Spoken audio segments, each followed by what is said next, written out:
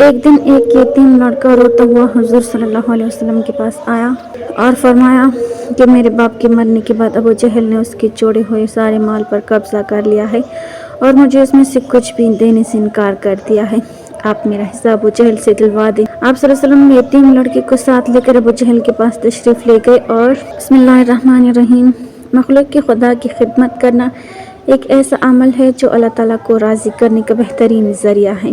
رسول اکرم صلی اللہ علیہ وسلم لوگوں کو تلقین فرماتے رہتے تھے کہ دیکھو ساری مخلوق اللہ تعالیٰ کی عیال گویا اس کا گنبا ہے، اس لیے اللہ تعالیٰ کو اپنی مخلوق میں سب سے پیارا وہ بندہ ہے جو اللہ کی عیال یعنی اس کی مخلوق کے ساتھ احسان اور اچھا سلوک کرے۔ اس احسان یا اچھے سلوک میں کسی حاجت مند کی حاجت پوری کرنا، کسی بیوہ بے سہارا خاتون کے کاموں میں دوڑ دھوپ کرنا، معذور مسکینوں وغیرہ کی مدد کرنا، سبھی باتیں شامل ہیں۔ اس کے لیے جو اجر عظیم حاصل ہوگا اس کا اندازہ صحیحین کی اس حدیث سے کیا جا سکتا ہے۔ حضرت ابو ہریرہ رضی اللہ تعالیٰ عنہ سے روایت ہے کہ رسول اللہ صلی اللہ علیہ وسلم نے فرمایا، اللہ کا جو بندہ کسی ایسی عورت کے کاموں میں دوڑ دھوپ کرتا ہو جس کا شوہر نہ ہو اور وہ بے سہارا ہو، اسی طرح جو بندہ کسی مسکین حاجت مند آدمی کے کاموں میں دوڑ بھاگ کرتا ہو وہ اجر و ثواب میں اس مجاہد بندے کی طرح ہے جو اللہ کی راہ میں تگ و تاز کر رہا ہو۔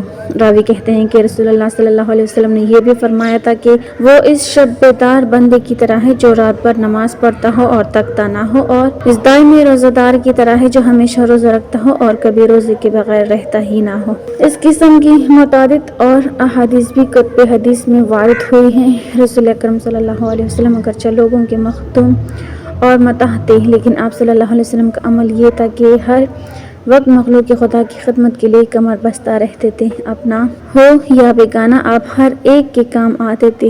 بے سہارا عورتوں، یتیموں، غریبوں، حاجت مندوں اور مظلوموں سب کے لیے آپ صلی اللہ علیہ وسلم کا در فیض ہر وقت کھلا رہتا تھا۔ حضرت عبداللہ بن ابی اوفی رضی اللہ تعالیٰ عنہ سے روایت ہے کہ بیوہ اور مسکین کے ساتھ چل کر ان کا کام کر دینے میں آپ صلی اللہ علیہ وسلم کو کوئی آر نہ تھی۔ آپ صلی اللہ علیہ وسلم کی سیرت اطہر میں خدمت خلق کے بے شمار واقعات ملتے ہیں، ان میں سے کچھ کی جھلکیاں ملاحظہ ہوں۔ مکہ میں آپ صلی اللہ علیہ وسلم کا معمول تھا کہ غریب اور بے سہارا عورتوں کے باہر کے کام کر دیا کرتے تھے۔ مثلا انہیں بازار سے کوئی چیز خریدنے کی ضرورت پیش آتی یا انہیں کوئی شے کہیں بھیجنی ہوتی تو آپ صلی اللہ علیہ وسلم بنفس نفیس ان کے اس قسم کے کام کر دیتے تھے۔ ایک مرتبہ ایک بوڑھی خاتون مکہ کی ایک گلی سے گزر رہی تھی، اس نے اپنے سر پر ایک باریک گٹری اٹھا رکھی تھی۔ بیچاری اس گٹری کے وزن سے اس طرح دب گئی تھی کہ وہ بمشکل قدم اٹھا سکتی تھی۔ لوگ اس کا تمسخر اڑانے لگے۔ اتفاق سے حضور صلی اللہ علیہ وسلم کا گزر وہاں سے ہوا۔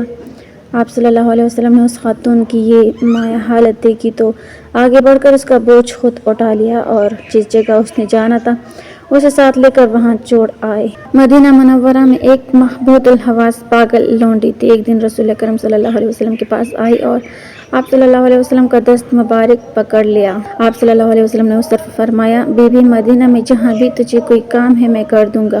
پھر آپ صلی اللہ علیہ وسلم اس کے ساتھ مدینہ کی ایک گلی میں تشریف لے گئے، وہ اس گلی میں بیٹھ گئی، آپ صلی اللہ علیہ وسلم بھی وہیں رک گئے اور اس کا جو کام تھا وہ کر دیا۔ مدینہ میں لوگوں کے گھروں میں کام کرنے والی کنیزیں بعض اوقات آپ صلی اللہ علیہ وسلم کی خدمت میں آتی اور کہتی، یا رسول اللہ میرا یہ کام ہے۔ آپ فوراً اٹھ کھڑے ہوتے اور ان کے ساتھ جا کر ان کا اٹکا ہوا کام کر دیتے اور وہ دعائیں دیتی رخصت ہوتی۔ جلیل القدر صحابی سادس الاسلام حضرت خباب بن ارت رضی اللہ تعالیٰ عنہ کی صاحبزادی بیان کرتی ہیں کہ میرے والد کو جہاد کے لیے گھر سے دور جانا پڑا۔ گھر سے چلتے وقت وہ ہمارے پاس ایک بکری چھوڑ گئے اور کہہ گئے کہ جب اس کا دودھ دونا ہو اسے اصحاب صفا کے پاس لے جانا، وہ دودھ دیں گے۔ وہ دودھ دوہنا نہیں جانتی تھی، چنانچہ میں اس بکری کو اصحاب صفا کے پاس لے گئی۔ اس وقت رسول اللہ صلی اللہ علیہ وسلم وہاں تشریف فرما تھے۔